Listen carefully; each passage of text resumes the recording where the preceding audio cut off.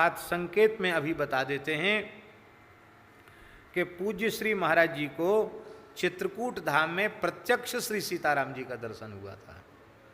और इस बात को महाराज जी ने चित्रकूट चर्चिका के 120वें श्लोक में स्वीकार किया है। एक वैद्य जी हैं, आयुर्वेद के बहुत अच्छे ज्ञाता हैं, उधर टीकमगढ़ तरफ के हैं, बलदेवगढ़ वाले वैद्य जी। वो सन 62 या 68 कब की बात है, या तो 62 होगा या 68 होगा, तो वो एक ट्रेनिंग में गए थे चित्रकूट। अब तो सेवानिवृत्त हो गए वो। तो वहाँ एक महात्मा का दर्शन उन्होंने किया था, और उस महात्मा ने बताया था कि यहाँ आज भी सीताराम जी का दर्शन होता है। तो वैद्य जी बता रहे थे हमको कि हमने उनसे पूछा कि आपकी जानकारी में किसी महात्मा को प्रत्यक्ष सीताराम जी का दर्शन हुआ? बोले हाँ।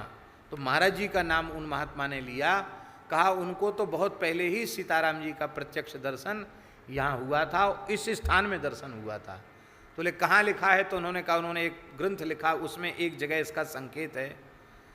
तो वो पर्चा उनके पास श्लोक संख्या लिखी हुई रखी थी। जब शताब्दी उत्सव में जब चर्चा हुई तो उन्होंने श्लोक दिखाया।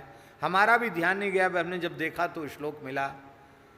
तो वो कह रहे थे कि महाराज जी का दर्शन तो हमको अब हुआ, पर ये घटना तो हमको सुनने को मिल गई चित्रकूट में 62 या 68 की बात बता रहे थे। बोले तब हमको सुनने को मिल गई ये घटना।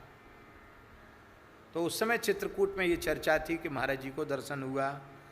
अब आप कहें तो श्लोक हम बोल ही दें, बहुत सुंदर श्लोक है। 120वां श्लोक।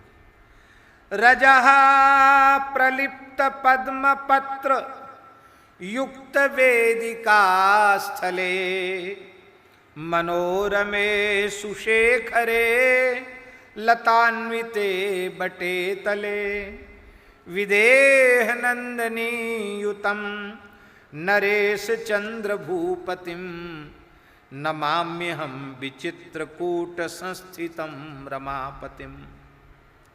इसका अर्थ है परम सुंदर विचित्र कामदगिरि के शिखर पर लताओं से आच्छादित वटवृक्ष है, उसके नीचे सुंदर रज से वेदी लिपी हुई है, उसके ऊपर कमल का आसन विराजमान है, और उस आसन पर कमल पुष्प के आसन पर विदेहराज नंदिनी के सहित श्री राम जी विराजमान हैं। मैं उनको प्रणाम करता हूँ, ऐसा महाराज जी ने लिखा है। तो विराजमान हैं और मैं उनको प्रणाम कर रहा हूँ, ये बात वे स्वयं स्पष्ट रूप में स्वीकार करते हैं। बोलो भक्तवत्सल भगवान की जय।